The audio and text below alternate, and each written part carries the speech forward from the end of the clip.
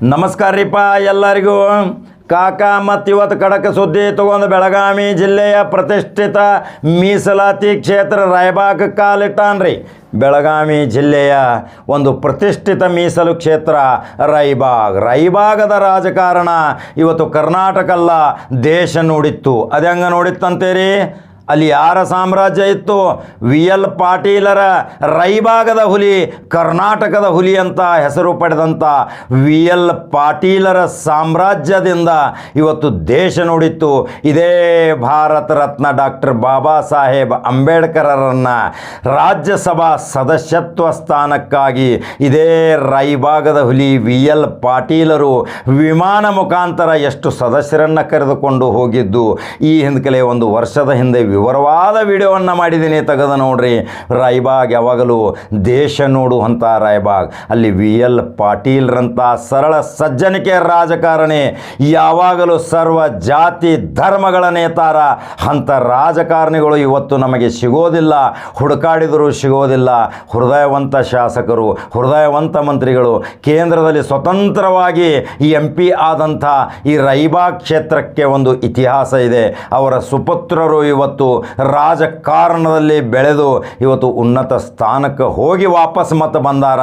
ಅದರಲ್ಲಿ ಒಬ್ಬರು ಬ್ಯಾರಿಸ್ಟರೂ ಆಗಿದ್ದಾರೆ, ಒಬ್ಬರು ದೊಡ್ಡ ದೊಡ್ಡ ಹಾಲಿನ ಕೇಂದ್ರಗಳ ಅಧ್ಯಕ್ಷರೂ ಆಗಿದ್ದಾರೆ, ಒಬ್ಬರು ಅಲ್ಲಿಯೇ ಸಮಾಜ ಸುಧಾರಕರಾಗಿ ರಾಜಿ ಸಂಧಾನದ ಮುಖಾಂತರ ವೈಮನಸ್ಸುಗಳನ್ನು ಬಿಡಿಸಿ ಅವರಿಗೆ ಒಂದುಗೂಡಿಸುವಂಥ ಅಲ್ಲಿಯೂ ಒಬ್ಬರು ನೇತಾರರು. ರಾಯಬಾಗ್ ಗೌಡಿಕಿ ಮನೆತನದಲ್ಲಿ ಇಂಥ ಒಂದು 3 ರತ್ನಗಳದಾವ. ಈಗ ರಾಯಬಾಗ್ ಕ್ಷೇತ್ರದ ರಾಜಕಾರಣಕ್ಕೆ ಬರ್ತೇನೆ. ರಾಯಬಾಗ್ ಕ್ಷೇತ್ರ ಯಾವಾಗಲೂ ಪೈಪೋಟಿ. ಅಲ್ಲಿ ಸತತವಾಗಿ 3 ಸಲ ಹ್ಯಾಟ್ರಿಕ್ ಶಾಸಕನಾಗಿ ಹೊರಹೊಮ್ಮಿದ ಬಡ ಕುಟುಂಬದಿಂದ ಬಂದಂಥ ದುರ್ಯೋಧನ ಐಹೊಳೆ ಚಿಕ್ಕ ಗುತ್ತಿಗೆದಾರ. ಆ ಗುತ್ತಿಗೆದಾರ ಇಂದು ಸತತವಾಗಿ ರಾಯಬಾಗ್ ಕ್ಷೇತ್ರದ ಜನತೆಯ ಮನಸ್ಸನ್ನು ಗೆದ್ದು ಸತತ 3 ಬಾರಿ ಬಹುಮತದಿಂದ ಆರಿಸಿ ವಿಧಾನಸಭಾ ಪ್ರವೇಶ ಪಡೆದು ಅನೇಕ ಉನ್ನತ ಸ್ಥಾನಗಳನ್ನು ಪಡೆದಿದ್ದು ಸಹಿತ ಒಂದು ಇತಿಹಾಸ. ಮಂತ್ರಿ ಆಗಬೇಕೆನ್ನುವ ಕನಸು ದುರ್ಯೋಧನ ಐಹೊಳೆಗೆ ಲಭಿಸಲಿಲ್ಲ. ಅಲ್ಲಿಯೇ ಇದ್ದಂಥ ಅವರ ಹಿತಶತ್ರುಗಳು ಅವರನ್ನು ಕೈ ಹಿಡಿದು ಜಗ್ಗಿ ರಾಯಬಾಗ್ ಕ್ಷೇತ್ರಕ್ಕೆ VL ಪಾಟೀಲರ ನಂತರ ಯಾರೂ ಮಂತ್ರಿ ಆಗಲಿಲ್ಲ.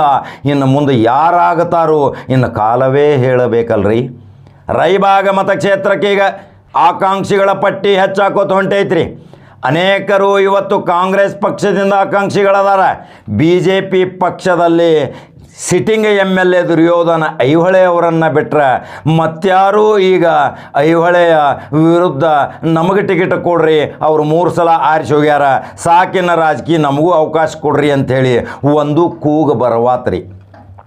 ಯಾಕಂದ್ರೆ ಸೌಮ್ಯ ಸ್ವಭಾವದ ಈ ದುರ್ಯೋಧನ ಐಹೊಳೆ ಎಲ್ಲರ ಜೊತೆ ಸಾಮರಸ್ಯ ಕಾಪಾಡಿಕೊಂಡ ತಮ್ಮ ಕೆಲಸ ಆಯಿತು, ತಾನಾಯಿತು, ಅಭಿವೃದ್ಧಿ ಆಯಿತು, ಎಲ್ಲರಿಗೆ ಕೈ ಮುಗಿದು ನಯವಿನಯದಿಂದ 3 ಸಾರಿ 20 ವರ್ಷಗಳ ರಾಜಕಾರಣ ಮಾಡಕತ್ತಾರಂದ್ರೆ ಅಷ್ಟು ಸಾಮಾನ್ಯ ಅಲ್ರಿ. ರಾಯಬಾಗ್ ಯಾವಾಗಲೂ ಒಂದು ಗರಿಗೆದರಿದ ರಾಜಕಾರಣ. ಈಗ ರಣಕಹಳೆ ಊದಾಕತೈತಿ ರಾಯಬಾಗ. ಈಗ ಪ್ರತಿಷ್ಠಿತ ಕಣ ಆಗೈತಿ.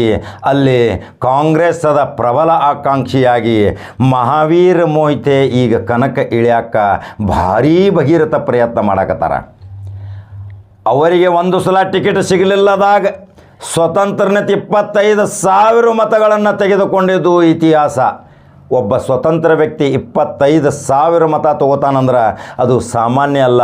ಜನರ ಪ್ರೀತಿ ಆ ಮಹಾವೀರ್ ಮೊಹಿತೆ ಮೇಲೆ ಇತ್ತನಂತಲೇ 25,000 ಮತಗಳು ಸಿಕ್ಕೂರಿ.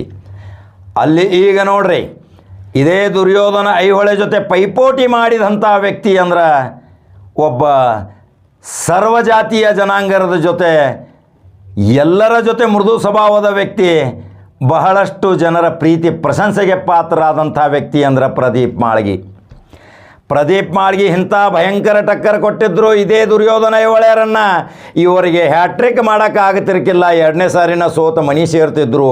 ಕೇವಲ 827 ಮತಗಳ ಅಂತರದಿಂದ ಸೋಲನ್ನು ಅನುಭವಿಸಿದಂಥ ಪ್ರದೀಪ್ ಮಾಳ್ಗಿ ಸ್ವತಂತ್ರ ಪಕ್ಷದಿಂದ ತಮ್ಮ ಪಂಪ್ಸೆಟ್ ಗುರುತಿನಿಂದ ಎಷ್ಟೊಂದು ಪೈಪೋಟಿ ಕೊಟ್ಟಿದ್ದರು. ಇವತ್ತು ಬೆಳಗಾವಿ ಜಿಲ್ಲೆಯ ಇತಿಹಾಸ. ಈ ಪ್ರದೀಪ್ ಮಾಳ್ಗಿ ಈಗ ಕಾಂಗ್ರೆಸ್ ಟಿಕೆಟಿನ ಆಕಾಂಕ್ಷಿ. ಬೈ ಚಾನ್ಸ್ ನನಗೆ ಕಾಂಗ್ರೆಸ್ ಟಿಕೆಟ್ ಸಿಗಲಿಲ್ಲ ಅಂದ್ರೆ ಜನ ಪ್ರೀತಿ ನನ್ನ ಮೇಲೆ ಐತಿ, ನಾ ಯಾವುದೇ ಪಕ್ಷಕ್ಕಾದರೂ ಹೋಗಿ ಟಿಕೆಟ್ ತಗೋತೀನಿ, ಇಲ್ಲದಿದ್ದರೆ ಸ್ವತಂತ್ರವಾಗಿ ನಿಂತಾದರೂ ನಾನು ಪೈಪೋಟಿ ಮಾಡಿ ಈ ಸಾರಿ ಶಾಸಕ ಆಗ್ತೀನಿ. ನನಗೆ ಅವಕಾಶಗಳು ಕೊಟ್ಟಿದ್ದರು ಜನ, ಸ್ವಲ್ಪದರಲ್ಲಿಯೇ ಪೈಪೋಟಿಯಲ್ಲಿ ಆಯಿತು.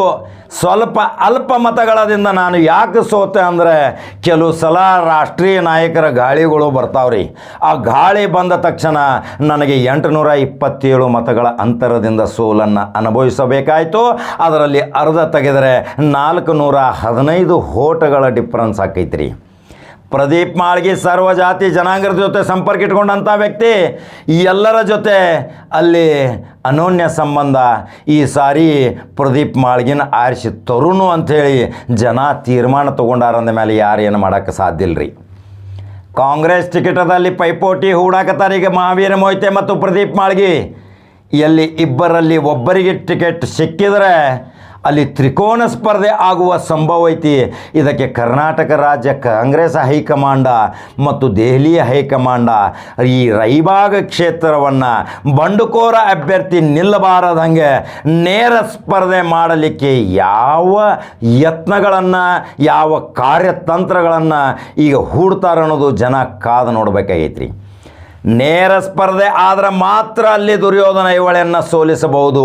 ಇಲ್ಲದಿದ್ದರೆ ಬಂಡುಕೋರ ಆಗಿ ನಿಂತರೆ ಮತಗಳ ಹಂಚಿಕೆ ವಿಭಜನೆ ಆಗತೈತಿ.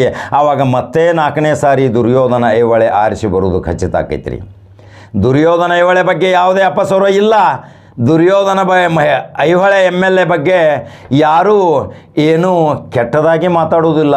ಯಾರು ಕರೆದರೂ ಹೋಗುವ ಮನೆ ಮಗನಾಗಿ ಕೆಲಸ ಮಾಡಾಕತ್ತಾನ ದುರ್ಯೋಧನ ಐಹೊಳೆ ಅಂತಾರ. ಅದೇ ರೀತಿ ಪ್ರದೀಪ್ ಮಾಳ್ಗಿನೂ ಸಹಿತ ಪ್ರತಿ ಮನೆ ಟಚ್, ಮನೆ ಮಗನಾಗಿ ಅನೇಕ ಸಾಮಾಜಿಕ ಚಟುವಟಿಕೆ ಮುಖಾಂತರ ಪ್ರದೀಪ್ ಮಾಳ್ಗಿ ರಾಯಬಾಗ ಕ್ಷೇತ್ರದಲ್ಲಿ ಶಾಸಕ ಆಗಲಿಕ್ಕೆ ತುದಿಗಾಲ ಮೇಲೆ ನಿಂತಾರ. ಅದರ ಬೆನ್ನ ಮಹಾವೀರ ಮೊಯ್ತೇನು ತುದಿಗಾಲ ಮೇಲೆ ನಿಂತಾರೆ. ಕಾಂಗ್ರೆಸ್ ಹೈಕಮಾಂಡ್ ಇದರಲ್ಲಿ ಯೋಗ್ಯ ನಿರ್ಣಯ ತಗೋಬೇಕು. ಯೋಗ್ಯ ನಿರ್ಣಯ ತಗೊಂಡ್ರೆ ಮಾತ್ರ ಅಲ್ಲಿ ಕಾಂಗ್ರೆಸ್ ಬುಟ್ಟಿಗೆ ಅಭ್ಯರ್ಥಿ ಆಯ್ಕೆ ಆಗಬಹುದು. ಅವಾಂತರಗಳನ್ನು ಸೃಷ್ಟಿಸಿ ಅಲ್ಲಿ ಬಂಡುಕೋರ ಅಭ್ಯರ್ಥಿಗಳಿಗೆ ಏನಾದರೂ ಚಾನ್ಸ್ ಕೊಟ್ಟರೆ ದುರ್ಯೋಧನ ಐಹೊಳೆಗೆ ಮತ್ತೆ ದಾರಿ ಸುಗಮ ಆಗತೈತಿ. ಈ ರೀತಿ ಕರ್ನಾಟಕ ರಾಜ್ಯದ ಒಂದು ಪ್ರತಿಷ್ಠಿತ ಮೀಸಲು ಕ್ಷೇತ್ರ ರಾಯಬಾಗದ ಇತಿಹಾಸ ಮತ್ತೆ 2023ರಲ್ಲಿ ದುರ್ಯೋಧನ ಐಹೊಳೆಗೆ ಸೋಲಾಗುತ್ತಾ, ಪ್ರದೀಪ್ ಮಾಳ್ಗಿ ಗೆಲ್ತಾರ, ಏನು ಮಹಾವೀರ್ ಮೊಹಿತೆ ಗೆಲ್ತಾರ? ಇನ್ನು ಅಲ್ಲಿಯ ಮತದಾರರು ನನ್ನ ಕಮೆಂಟ್ ಬಾಕ್ಸ್ನಾಗ ನಿಮ್ಮ ಅನಿಸಿಕೆ ತಿಳಿಸಬೇಕು. ಯಾಕಂದರೆ ಇಬ್ಬರು ಬಲಾಢ್ಯ ವ್ಯಕ್ತಿಗಳು, ಇಬ್ಬರ ಹಿಂದೆಯೂ ಸಹಿತ ಬಲಾಢ್ಯ ಗಣ್ಯ ವ್ಯಕ್ತಿಗಳಿದಾರ. ಅನೇಕ ಲಾಬಿಗಳನ್ನು ಮಾಡಲಿಕ್ಕೆ ರಾಜ್ಯ ಮತ್ತು ಕೇಂದ್ರದಲ್ಲಿ ಪೈಪೋಟಿ ಮಾಡುವಂಥ ಅನೇಕ ದೊಡ್ಡ ರಾಜಕೀಯ ಧುರೀಣರು ಅದಾರ. ಮಹಾವೀರ್ ಮೊಯ್ತೆಗೂ ಅದಾರ, ಪ್ರದೀಪ್ ಮಾಳ್ಗಿಗೂ ಅದಾರ. ಇನ್ನು ಇಬ್ಬರಲ್ಲಿ ಗೆಲುವು ಯಾರಿಗೆ ಆಕೈತಿ ಟಿಕೆಟ್ಗೋಸ್ಕರ ಇನ್ನು ಕಾದು ನೋಡ್ಬೇಕಲ್ರಿ ರಾಯಬಾಗ್ ಮತದಾರ ಕ್ಷೇತ್ರದ ಏನು ರಾಯಬಾಗ ಮತದಾರ ಕ್ಷೇತ್ರ 4ನೇ ಸಾರಿನೂ ದುರ್ಯೋಧನ ಐಹೊಳೆನ ಬೇಕ್ರಿಪ್ಪ ಅನ್ನೋರು ಕಮೆಂಟ್ ಬಾಕ್ಸ್ನಾಗ ತಿಳಿಸ್ರಿ. ಇಲ್ರಿಪ್ಪ ನಮಗೆ ಬದಲಾವಣೆ ಬೇಕಾಗೈತಿ, ಮುಖ ಬದಲು ಮಾಡೋರ್ದೀವಿ, ನಾವು ಮಹಾವೀರ್ ಮೊಯ್ತೆನ ಆರಿಸಿ ತರ್ತೇವೆ, ಇಲ್ಲಿಕಂದ್ರೆ ಪ್ರದೀಪ್ ಮಾಳ್ಗಿನ ಆರಿಸಿ ತರ್ತೇವಿ ಅನ್ನೋರು ನೀವು ಏನು ನಿಮ್ಮ ಅನಿಸಿಕೆ ಅದಾವ ನಮ್ಮ ಕಮೆಂಟ್ ಬಾಕ್ಸ್ನಾಗ ತಿಳಿಸ್ರಿ. ಅದಕ್ಕೆ ಅಪೀಲ್ ಸಹಿತ ಇವರು ಪ್ರದೀಪ್ ಮಾಳ್ಗಿಯವರು ಮಾಡಿದ್ದಾರೆ, ಅದನ್ನು ತೋರ್ಸಾಕತ್ತ ನೋಡ್ರಿ. ನೀವು ನಂಬರ್ 1 ಚಾನಲ್ ಫಾಲೋ ಮಾಡಿರಿ, ಲೈಕ್ ಮಾಡಿರಿ, ಶೇರ್ ಮಾಡಿರಿ. ಮತ್ತು ಬೇರೆ ಸುದ್ದಿ ಹಂಗೆ ಖಡಕ ಸುದ್ದಿ ಹಂಗೆ ಬರ್ತಾನೆ ಕಾಕ. ನಮಸ್ಕಾರ. 2018 ಕಾಂಗ್ರೆಸ್ನ ಅಧಿಕೃತ ಅಭ್ಯರ್ಥಿ. 2013 ನಾನು ಸ್ವಲ್ಪ ಅಂತರದೊಳಗೆ ಸೋತಿದ್ದೇನೆ. 829 ಡಿಫ್ರೆನ್ಸ್ ಆಯಿತು. 420 ಬಿದ್ದಿದ್ರೆ ನಾನು ಕ್ಲಿಯರ್ ಆಗ್ತಿದ್ದೆ 2013 ಆ ನಂತರ ನಂಗೆ ಕಾಂಗ್ರೆಸ್ ಟಿಕೆಟ್ ಕೊಟ್ಟರು. ಅದು ಸ್ವಲ್ಪ ಬಂಡಾಯ ಆಗೋದ್ರಿಂದ ಸಜ್ಜಿಕೈತಿ ಸೋಲು ನಾವು ಕಂಡಿದ್ದೀವಿ. ಈಗಾದ್ರೂ ಕಾಂಗ್ರೆಸ್ನ ಅಭ್ಯರ್ಥಿ ನಾನೇ ಅದೇನೆ, ಆಕಾಂಕ್ಷಿನೂ ನಾನೇ ಇದ್ದೀನಿ. ಇರೋರಿಗೆ ಕಾಂಗ್ರೆಸ್ ಅನ್ನೋದು ಒಂದು ರಾಷ್ಟ್ರೀಯ ಪಕ್ಷ, ಸಾಕಷ್ಟು ಜನ ಬರೋದಂತೂ ನಾನು ಅಭ್ಯರ್ಥಿ ನೀನು ಅಭ್ಯರ್ಥಿ ಅಂತ ಎಲ್ಲರೂ ಹೇಳೋದಂತೂ ಸಜ್ಜಿಕೈತಿ. ಆದರೆ ಎಲ್ಲರಿಗೂ ಸಿಗ್ತೈತೆ ಅಂತ ಹೇಳೋಕ್ಕಾಗಂಗಿಲ್ಲ. ಆದರೆ ನಾನು ಮಾತ್ರ ಅಧಿಕೃತ ಅಭ್ಯರ್ಥಿ ಇದ್ದೀನಿ. ಆಮೇಲೆ ಮ್ಯಾಗಿನ ಹೈಕಮಾಂಡು ಚರ್ಚೆ ಮಾಡ್ತಾರೆ, ಯಾರಿಗೆ ಎಷ್ಟು ಓಟ್ ಇದ್ದಾವ, ಏನಿದ್ದಾವ.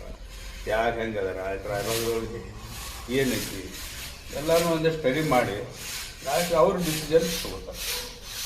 ಅದೇ ಫೈನಲ್ ಆಗಿ. ಈಗೆಲ್ಲ ಊಹಾಪೋಹಗಳು ನನಗೆ ಸಿಕ್ಕಿದಾವೆ, ನಿನ್ಗೆ ಸಿಕ್ಕಿದಾವೆ, ನಾ ಅಭ್ಯರ್ಥಿ ನೀವು ಅಭ್ಯರ್ಥಿ ಎಲ್ಲ ಸುಳ್ಳು ಮಾಡ್ತೈತಿ ಏನು ಹೇಳಿದ್ರು ಅದೇನು ಸರಿಯಾದ ಮಾತಲ್ಲ. ಇನ್ನೇನು ಈಗ ಕೊನೆ ಗಳಿಗೆ ಹೋಗಿ ಏನು ಬರ್ತೈತಿ ದೀಪಾವಳಿ ಅವರ ಫೈನಲ್ ಅಭ್ಯರ್ಥಿ ಆಗ್ತಾರೆ, ಅವ್ರನ್ನ ಮುಂದೆ ಅಕಸ್ಮಾತಾಗಿ ನಮ್ಮಲ್ಲಿ ಏನಾದರೂ ಟಿಕೆಟ್ ಅಂತ ಹೇಳ್ತಾರೆ ಅಂತಂದ್ರೆ ಆಮೇಲೆ ಮುಂದಿನ ವಿಚಾರ ಮಾಡಕ್ಕೆ ಬರ್ತೈತಿ. ಅದ್ರ ಬಗ್ಗೆ ಎರಡು ಮಾತಿಲ್ಲ. ನಾವಂತೂ ಖಾಲಿ ಕೊಟ್ಟಿಲ್ಲ, ಎಲ್ಲ ಕ್ಷೇತ್ರದವ್ರು ಅಡ್ಡಾಡ್ತೀವಿ. ಮದುವೆ ಮುಂಜೆ ಕಾರ್ಯಕ್ರಮ ಎಲ್ಲ ಕಾರ್ಯಕ್ರಮಗಳು ಅಟೆಂಡ್ ಆಗ್ತೀವಿ. ಪ್ರತಿಯೊಬ್ಬ ಕೆಳಗಿನ ಲೆವೆಲ್ನಿಂದ ಹಿಡ್ಕೊಂಡು ಮ್ಯಾಗಿನ ಲೆವೆಲ್ ತನಕ ಎಲ್ಲರೂ ಕೂಡ ನಾವು ಟಚ್ದಾಗ ಇದೀವಿ ರಾಯಬಾಗ ಮತಕ್ಷೇತ್ರದವ್ರೆ. ಮತ್ತು ಇನ್ನು ಪ್ರತಿ ಇದ್ರೊಳಗೂ ನಾವು ಟಚ್ ಇರೋದ್ರಿಂದ ಅಲ್ಲಿ ಜನಪ್ರಿಯತೆ ಅಂತೂ ನಮ್ಗೆ ಐತೆ ಇರುತ್ತೆ. ಇನ್ನು ಟಿಕೆಟ್ ಕೊಡೋದು ಹೈಕಮಾಂಡ್